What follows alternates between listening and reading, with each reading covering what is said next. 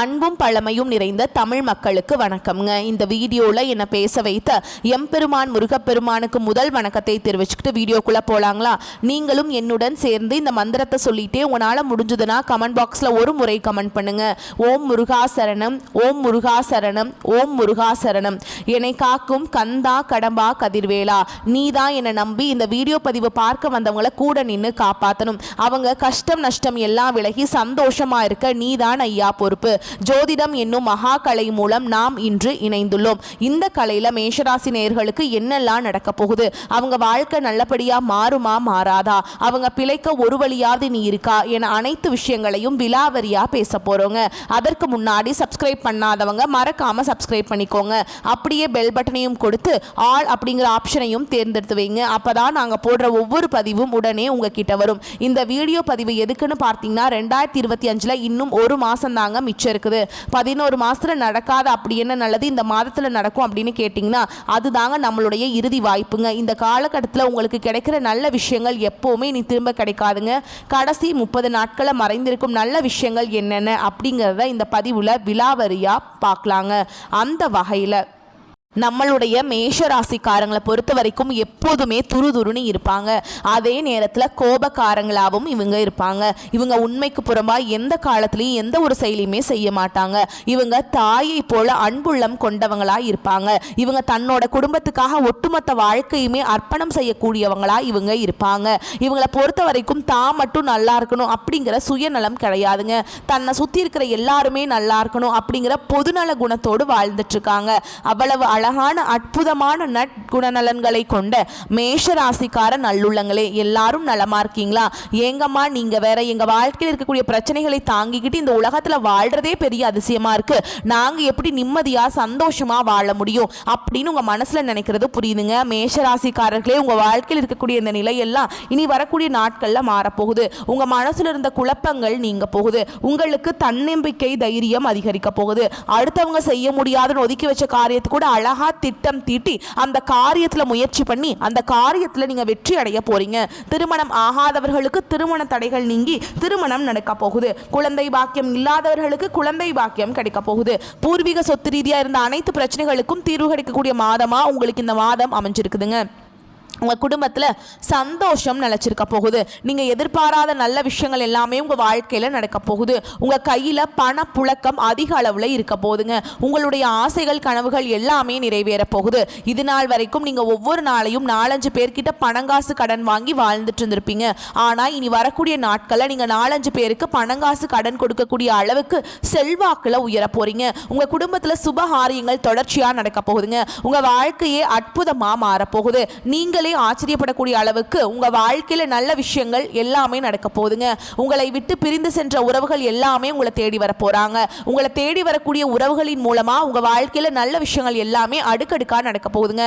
நம்மளுடைய மேஷ ராசிக்காரங்களுக்கு எதிரிகளை விட துரோகிகள் அதிகமா இருப்பாங்க. இவங்க நல்லவர்கள் என்று நினைத்து பழகிறவங்க கூட துரோகம் செய்ய தயாரா இருப்பாங்க.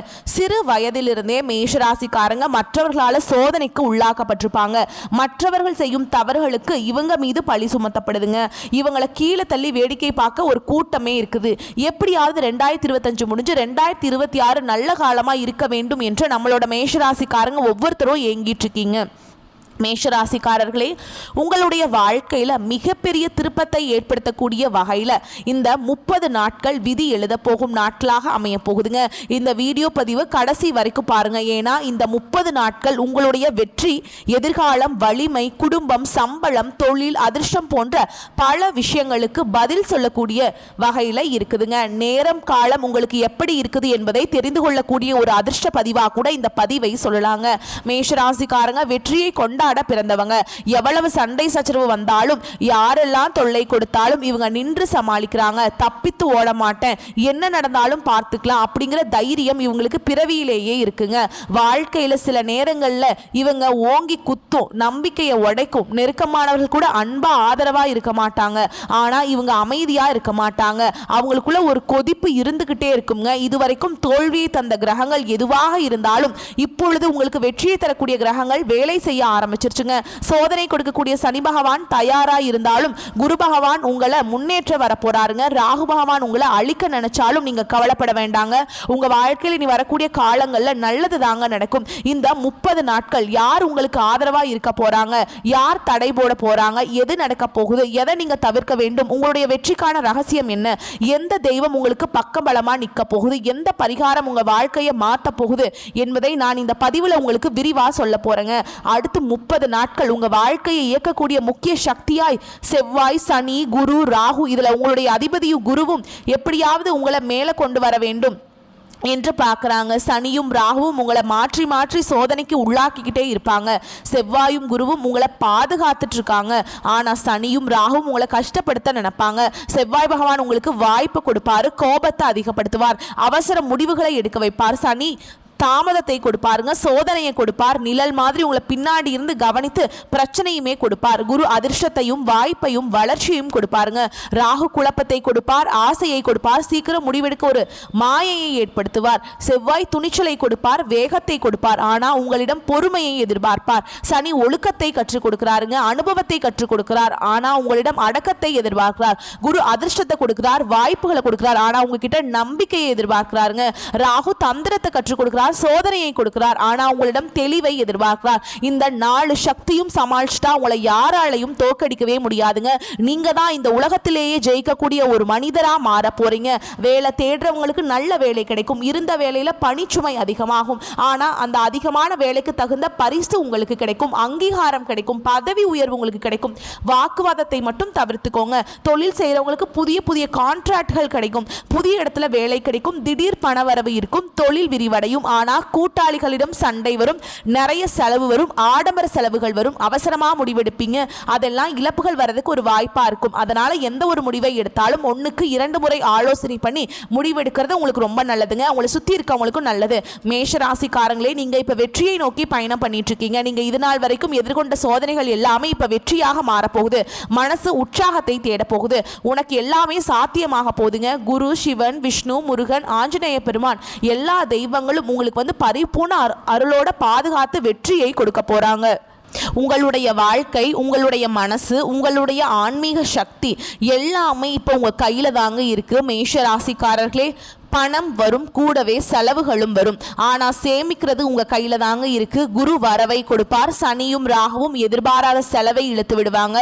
செலவு வருவதை தவிர்க்க முடியாது, ஆனா அதை கட்டுப்படுத்த முடியும். நம்ம கையில பணம் நிலைக்க அந்த 30 நாட்கள் பிளான் பண்ணி செலவு பண்ணுங்க. நகை வாங்குங்க, சொத்து வாங்குங்க, தப்பு கிடையாது. ஒரு வீடு கட்டுங்க, கையில் பணத்தை வைக்காதீங்க. யாருக்கும் உங்ககிட்ட பணம் இருக்கிறத தெரியப்படுத்தாதீங்க. வீட்டில் சின்ன சின்ன தகராறு வரும், அதை கொஞ்சம் சமாளிங்க. மூத்தவங்க கிட்ட பணிவாக நடந்துக்கோங்க. உங்களுடைய ஆரோக்கியத்தில் கவனம் வச்சுக்கோங்க. பழைய முடிஞ்சு போன விஷயத்த நீங்கள் பேசி அந்த பிரச்சனையை பெருசு பண்ண வேண்டாம். குடும்பத்தில் இருக்கக்கூடிய ஒவ்வொரு நபர்களையும் நீங்கள் புரிஞ்சு நடக்கிறது உங்களுக்கு ரொம்பவுமே நல்லதுங்க. காதலில் துரோகம் வரும், பிரச்சனை வரும், ஈகோ கூட சண்டையாக மாறும். புரிஞ்சுக்க பாருங்க. ஒரு விஷயம் உங்களுக்கு தப்புன்னு படுது அப்படின்னா அந்த இடத்துல அமைதியா இருங்க. திருமணம் ஆகாதவர்களுக்கு திருமண தடை நீங்கி திருமணம் நடக்கும். இது நாள் வரைக்கும் உங்களை ஏமாற்றிய ஒவ்வொரு நபர்களும் உங்க கண் முன்னாடியே கண்ணீர் வடிக்க போறாங்க. வாழ்க்கை துணை கிட்ட பொறுமை அவசியம், சந்தேகம் வரக்கூடாது. கொஞ்ச தூரம் எங்கேயாவது பயணங்கள் போயிட்டு வாங்க. சந்தோஷமா உங்களுக்குள்ள இருக்கக்கூடிய அந்த பழைய நினைவுகளை பேசுங்க. நேரத்தை செலவிடுங்க, மனம் விட்டு பேசுங்க. உங்களை நம்பி வந்தவங்கள ஒரு நாளும் ஏமாத்தாதீங்க. நம்பிக்கை துரோகம் பண்ணாதீங்க. வாழ்நாளில் நீங்கள் ரொம்பவும் கஷ்டப்படுவீங்க மேஷராசிக்காரர்களே. அதனால் எல்லாருக்கும் நல்லது பண்ணுங்க, யாருக்கும் துரோகம் பண்ண வேண்டாம். நரம்பு சம்மந்தப்பட்ட பிரச்சனை, தலைவலி, தூக்க பிரச்சனை, அஜீரண கோளாறு, உடல் சூடு இதெல்லாம் வரதுக்கு வாய்ப்பு இருக்குங்க. அதிகமாக தண்ணி குடிங்க, நல்லா தூங்குங்க, அமைதியாக இருங்க, கோபப்படாதீங்க. சத்தான உணவு உங்களுடைய உடலுக்கு ரொம்பவும் முக்கியமாக தேவைப்படுது. யோகா பண்ணுங்க, தியானம் பண்ணுங்க, நடைப்பயிற்சி பண்ணுங்க. ஆரோக்கியத்தின் மேலே அக்கறை வச்சுக்கிறது ரொம்பவுமே நல்லதுங்க. மாணவர்கள் கவனமாக இருங்க, படிப்பில் நல்ல நிலை இருக்கும், வெற்றி உண்டு. அரசாங்க உத்தியோகத்துக்கு ட்ரை பண்றவங்களுக்கு இப்ப வாய்ப்பு சிறப்பா இருக்கும். மேஷராசி ஆண்கள் கோபத்தை மாத்திட்டா வேலை வாய்ப்பு சிறப்பா இருக்கும். உயர்வு உண்டு, குடும்ப பொறுப்புகள் கொஞ்சம் கூடி போயிடும். பெண்களுக்கு மனசுல ஏமாற்றம் இருந்துச்சு இல்லையா, அதெல்லாம் இப்ப கொஞ்சம் கொஞ்சமா குறையும். மன அமைதியாகும், ஏமாற்றம் மாறும், உயர்வு வரும், புதிய நம்பிக்கை வரும். உடல் நலத்துல அக்கறை தேவைங்க. இந்த 30 நாட்கள் நல்ல செய்திகள் உங்கள் காதில் வந்து விழும். நல்ல சந்திப்பு கிடைக்கும். வேலையில் முன்னேற்றம் வரும். மன அமைதி வரும். பண வரவு வரும். நல்ல வாய்ப்புகள் வரும். அதிர்ஷ்டம் தரக்கூடிய சக்தி குருவும் செவ்வாயும். அதிர்ஷ்டம் தரக்கூடிய நாட்கள் திங்கள் செவ்வாய் வியாழன். அதிர்ஷ்டம் தரக்கூடிய திசை கிழக்கு வடகிழக்கு. அதிர்ஷ்டம் தரக்கூடிய நேரம் காலை 6 மணியிலிருந்து 7 மணி வரைக்கும் உங்களுக்கு அதிர்ஷ்டம் தரக்கூடிய நேரமாக இருக்கு. இந்த நேரத்தில் சண்டை போடாதீங்க, கோபமாக முடிவெடுக்காதீங்க, பணத்தை கரெக்டாக கையாளுங்க, யாரையும் தப்பாக புரிஞ்சுக்காதீங்க, உடல் ஆரோக்கியத்தில் கவனமாக இருந்துக்கோங்க. இதெல்லாம் உங்களை சோதிக்கிறது யாருன்னா சனி ராகு. செவ்வாய் இரவு சனிக்கிழமைகளில் அமாவாசை அன்னைக்கு செவ்வாய் பகவானை வழிபாடு செய்யுங்க. பெருசாக கொடுக்கல் வாங்கல் பண்ணக்கூடாது. லோன் முயற்சி வேண்டாம். இரவு நேர பயணங்கள் சுத்தமாக இருக்கக்கூடாது. இந்த நாட்களில் மேஷராசிக்கு மௌனம் தான் மிகப்பெரிய பாதுகாப்பு கவசமாக இருக்குது. இந்த நாட்களில் மனக்குழப்பம் வரும். எதை தொட்டாலும் தடையாகும். ஃபேமிலியில் அழுத்தம் வரும். காதலி கூட சண்டை போடலாமா வேண்டாமான்னு ஒரு மாதிரி பிரச்சனை வரும். இதெல்லாம் சனி தரக்கூடிய தாமதம். ராகு பகவான் தரக்கூடிய மயக்கம். இதுக்கான தீர்வு அமைதியாக இருங்க. எதையும் யார்கிட்டையுமே எதிர்பார்க்காதீங்க. யாருக்கும் துரோகம் பண்ணாதீங்க. மேஷராசிக்காரங்க, வடக்கு திசையில் இருக்கக்கூடிய நகரங்கள் உங்களுக்கு குடும்பம் மற்றும் பண வளத்துக்கு பளிச்சுன்னு பாதையை காட்டும். கிழக்கு நோக்கி இருக்கக்கூடிய நகரங்கள், கடற்கரை நகரங்கள் எல்லாம் ஆன்மீக சக்தியை அதிகரிக்கும்.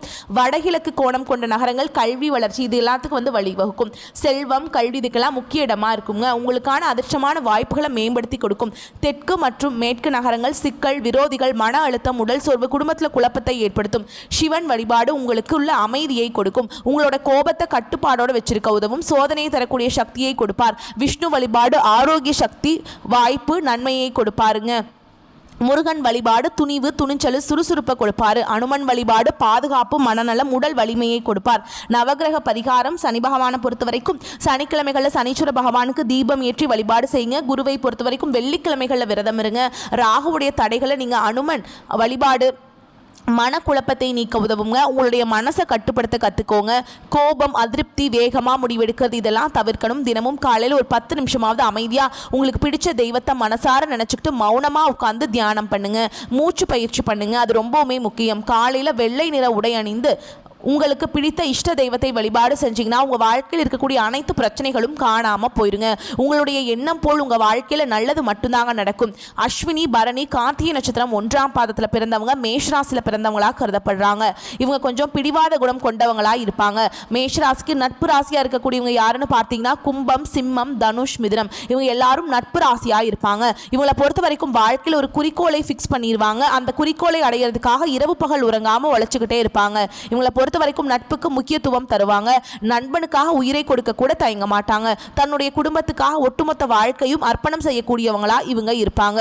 தைரியமான குணம் இவங்க கிட்ட இருக்குதுங்க. அடுத்தவங்க செய்ய முடியாத நினைச்ச விஷயத்தெல்லாம் கூட இவங்களுடைய தைரியத்தால் அந்த காரியத்தை முயற்சி பண்ணி அந்த காரியத்தில் வெற்றி அடையக்கூடியவங்களா இவங்க இருப்பாங்க. குலதெய்வம் எங்கேயோ இருக்குது, என்னமோ இருக்குது அப்படின்லாம் நீங்க நினைக்க வேண்டாங்க. நீங்க எங்கிருந்தாலும் ஒரு தீபம் ஏற்றி வச்சு அந்த தீப ஒளியில தெய்வங்கள் இருக்கிறாங்க அப்படின்னு நினைச்சு வழிபாடு செய்யுங்க. குலதெய்வமே தெரியாவிட்டாலும் வீட்டில் தீபம் ஏற்றி வச்சு ஏதாவது ஒரு நல்ல நாள்ல குலதெய்வத்தை நினைச்சு வழிபாடு செய்யுங்க. குலதெய்வ வழிபாடு குலம் காக்கும், குலம் தலைக்கும்.